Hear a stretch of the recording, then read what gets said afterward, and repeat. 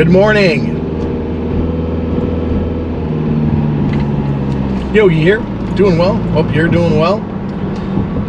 It is 37 degrees at 8:22 a.m. on a Monday in December. Today's going to be one of those kinds of days. We'll just start driving, see where we end up. And maybe we'll get some abandoned today. Maybe we'll hit a couple small towns today.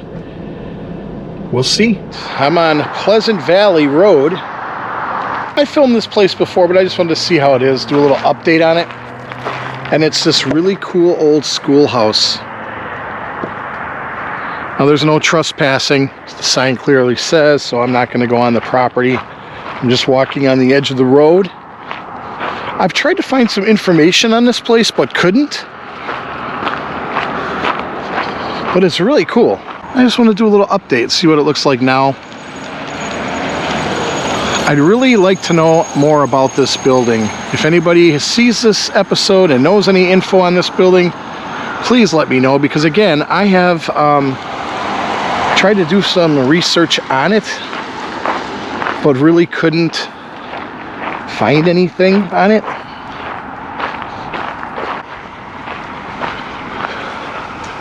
I don't know if it's used for storage. I mean, the building's still in pretty good shape. I never realized how busy this intersection is in the morning, but it's pretty busy.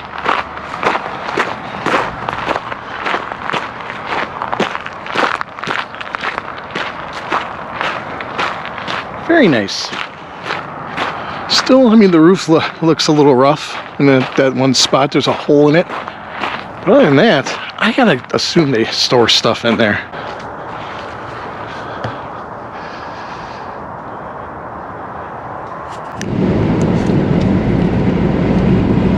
This is the Jackson Wildlife Marsh area.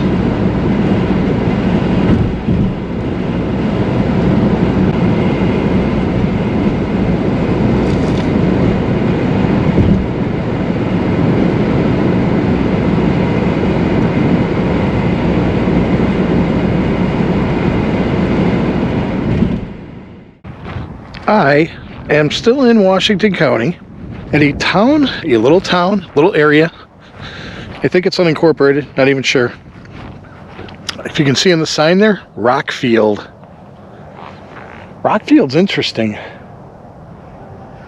I remember there used to be a big smokestack, but apparently that's been replaced by a big cell tower. And then we got this. What appears to be an abandoned warehouse or factory. Looks like some of it's been knocked down already. Maybe there are some businesses in here, but doesn't look like a whole lot's going on. I mean, there are some trailers over there. There's a couple cars here.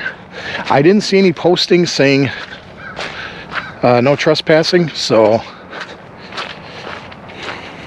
I drove back here to take a look. I don't know what used to be here, what kind of factory this was. I'll have to do a little digging, see if I can find anything. Let's take a look-see in here. What we got in there? A whole lot of nothing. I don't know how often trains come down here, because this isn't a very frequently used line anymore. This used to go up through West Bend, which became the Eisenbahn Trail. I'm pretty sure this is the same line. Very quiet, except for the truck going by. But I wonder what happened to this little section here. I mean, I don't know if they're tearing this down bit by bit.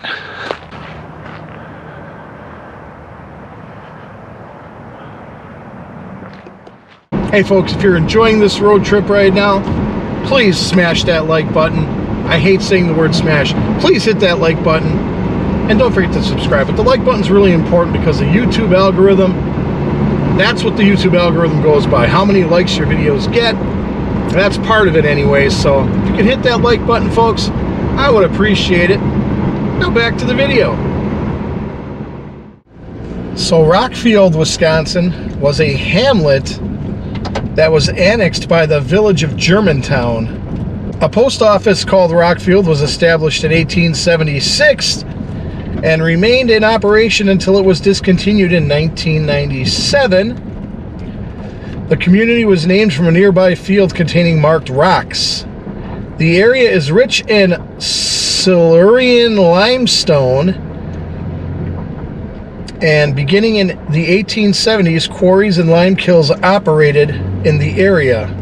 From July 1944 until January 1946, Rockfield was a site of Camp Rockfield, an Allied prisoner of war camp that held 500 German prisoners of war, including captured members of the Afrika Korps and many soldiers captured at the Battle of Cherbourg. The prisoners had originally been held at Fort Sheridan, north of Chicago, but were transferred to camps in rural Wisconsin, such as the one in Rockfield, to work in agriculture. The prisoners lived in a barracks that had originally been built as a warehouse for the local Rockfield Canning Company.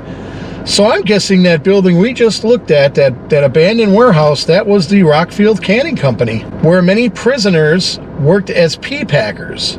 Other POWs were transported to work sites throughout Ozaukee and Washington counties, including the Pick Manufacturing Company in West Bend and the Fromm Brothers Neiman and Company Fox Ranch in northern Mequon. So that place that we just looked at must have been the old canning company where it held prisoners of war from World War II. Wow, that's interesting. Across the street here, I'm actually at the entrance to the canning company, what I believe is the canning company. There is a sign over there, so we'll have to read that. It looks like a little historical marking, but this place up here looks pretty neat. I don't know if it's a residence or not. I don't see anything saying you can't go back there. I don't see no trespassing, so we're gonna check it out real quick and hopefully not get in trouble. I mean, it doesn't look like a house that's being occupied to me, but check that out. That's an interesting old home right here.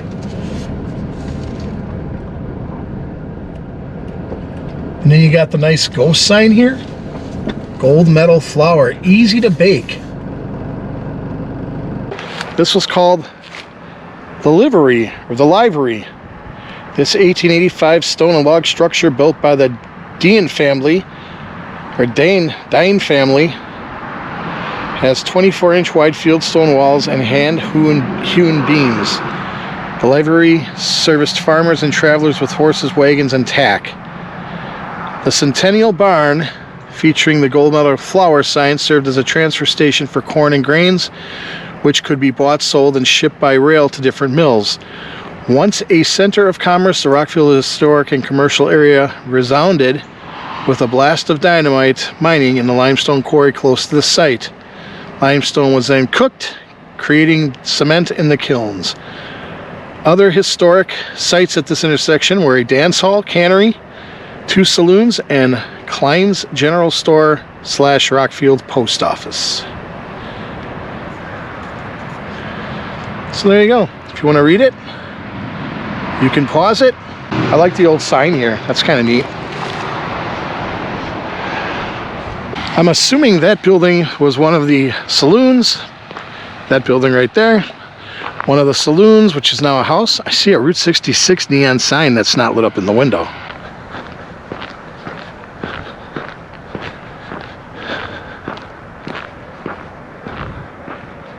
Wow.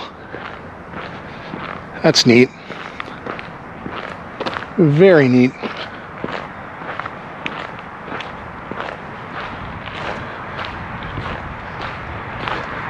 I see the scythe right there. Eventually. Okay. Nice. I'm assuming there must have been a flagpole maybe here at some point. I don't know. It's kind of weird how they have that roundabout there. Ooh, a nice little fire pit out here.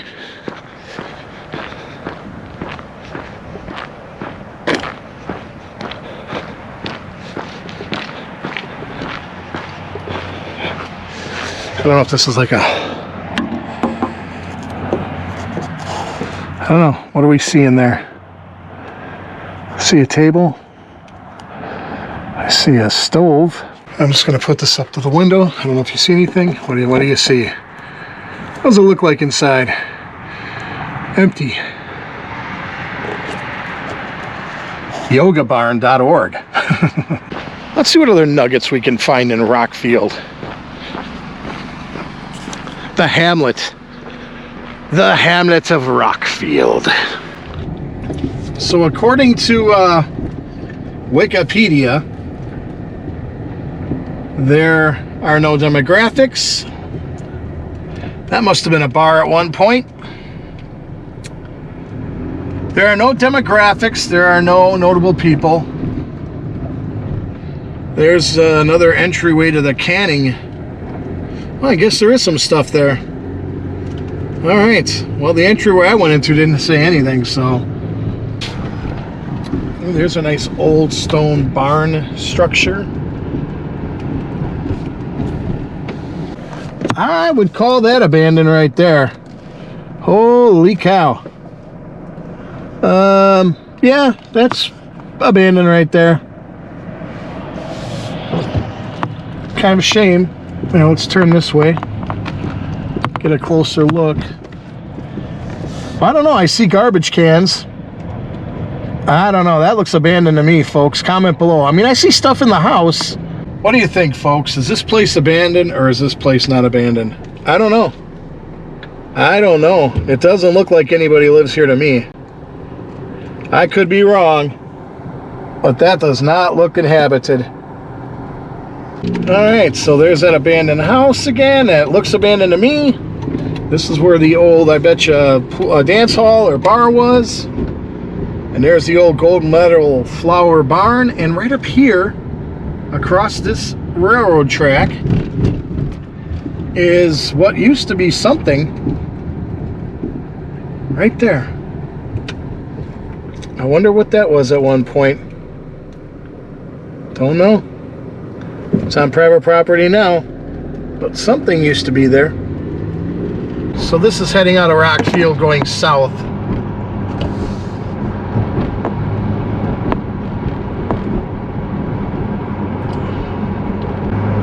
And there he is. Bigfoot bells. It's a very gloomy, foggy day today. Kind of like yesterday. Yesterday was the same way. But it's relatively warm. It's 40 degrees now. So I'll take that. For mid-December.